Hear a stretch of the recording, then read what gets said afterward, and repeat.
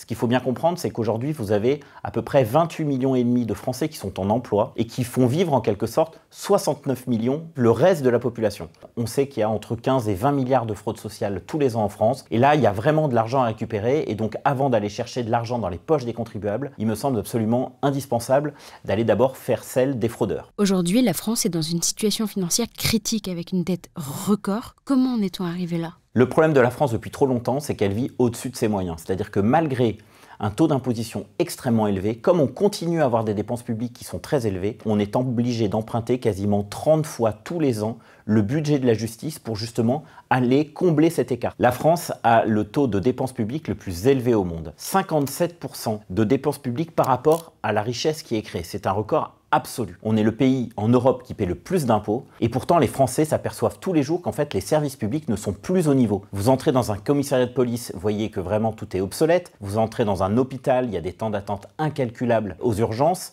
L'école a un niveau catastrophique. Donc grosso modo, il est évident qu'aujourd'hui, les Français n'en ont plus pour leur argent. Et ce qu'il faut bien comprendre, c'est que c'est une politique en fait de longue haleine. Ça fait 50 ans que nos budgets sont votés en déséquilibre. Et ça fait 50 ans en fait que l'État se comporte mal. Ce que je veux dire par là, c'est que ce qui caractérise, je crois, un bon responsable de famille, un bon manager, un bon chef d'entreprise, c'est qu'il est capable de dire non. Et le problème de nos responsables politiques, c'est qu'ils ont dit oui à des clients en quelque sorte depuis des années. Et donc ils ont arrosé en fait les Français de chèques dans tous les sens. Très concrètement, ils ont cédé au lobby de la dépense. Et donc aujourd'hui, on se retrouve avec énormément de Français qui dépendent justement de cet argent public. François Bayrou est l'un des premiers à avoir eu le courage de mettre sur le devant des priorités de la France ce déficit économique. Dans son plan pour le réduire, le Premier ministre propose notamment de supprimer 2 jours fériés ou encore de restreindre la liste des bénéficiaires de l'AME.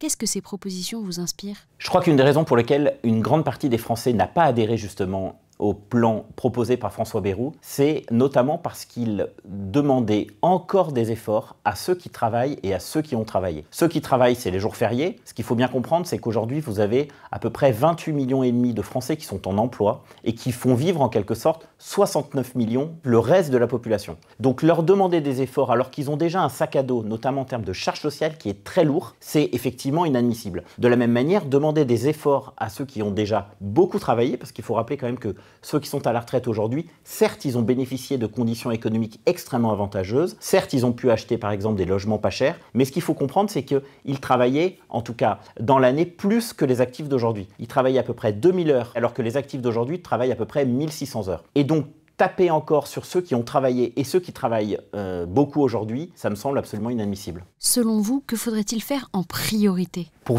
véritablement et durablement rétablir l'équilibre de nos comptes, je crois qu'il y a 6 pistes à explorer. La première piste, c'est la réforme des retraites. C'est le grand tabou des débats qu'on a eus ces derniers temps. Il faut absolument introduire une dose de capitalisation dans notre système de retraite, sinon il va tomber de lui-même. Deuxième sujet important, c'est le sujet du millefeuille administratif. On sait qu'aujourd'hui, on a beaucoup trop de strates. La commune, l'agglomération, la communauté de communes, les départements, les régions, il faut absolument faire le ménage là-dedans. Et d'ailleurs, un rapport récent a montré que ce millefeuille administratif coûtait tous les ans 7,5 milliards d'euros aux Français. Troisième sujet, c'est le nombre de fonctionnaires. On sait qu'aujourd'hui, on a 15 millions d'habitants en moins que l'Allemagne et pourtant on a 1 million de fonctionnaires en trop. Là, il faut absolument réduire au moins de 2 millions le nombre de fonctionnaires, notamment dans les collectivités locales, où on a depuis à peu près 15-20 ans, plus 44% d'embauches dans les collectivités locales. Troisième sujet qui me semble important, c'est le sujet de l'immigration. Je pense notamment aux aides qui sont versées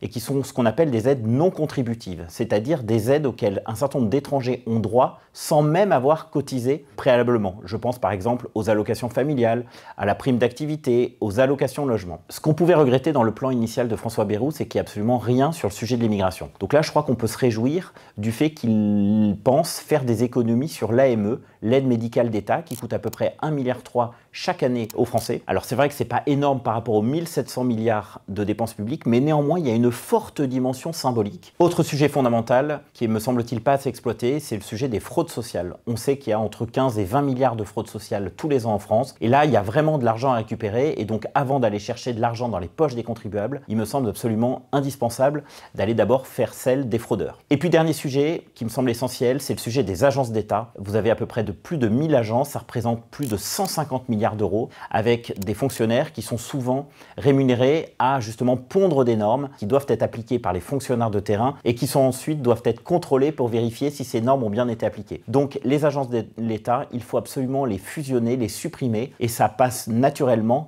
par la révision du périmètre de l'État. La question fondamentale derrière les agences, c'est de se dire, est-ce que l'État doit gérer tel ou tel sujet? Et il faut qu'on ait ce sujet de fond à l'occasion de la prochaine élection présidentielle. Il semble y avoir un sursaut dans la société, notamment avec ce mouvement Nicolas qui paye. Alors pourquoi les politiques n'ont-ils pas le courage d'agir davantage? C'est précisément parce qu'aujourd'hui, il y a tant de Français qui dépendent de cet argent, à travers des chèques, à travers des subventions, des allocations diverses et variées, qu'aujourd'hui, dès lors qu'on veut réduire la dépense publique, on a des Français ou des étrangers qui sont justement impactés par cette éventuelle baisse. Donc partant de là, on manque de responsables politiques qui sont capables de dire les yeux dans les yeux aux Français que oui, il va falloir faire des efforts sur certaines catégories de la population. Je pense notamment, bien sûr, à des populations qui ne créent pas directement de la richesse. On oublie de se dire qu'effectivement, il faut faire en sorte de remettre le maximum de personnes au travail. C'est le premier élément. Deuxième élément, c'est qu'il faut aussi ne jamais sous-estimer les forces de blocage. Je pense notamment aux syndicats qui, depuis tant d'années, empêchent la France justement de se réformer. La bonne nouvelle, c'est qu'on voit notamment sur les réseaux sociaux des mouvements, des groupes qui sont en train de se constituer et qui incarnent en fait le ras-le-bol fiscal français. Ce qui est à craindre, c'est que le mouvement Bloquons tout du 10 septembre prochain va suivre exactement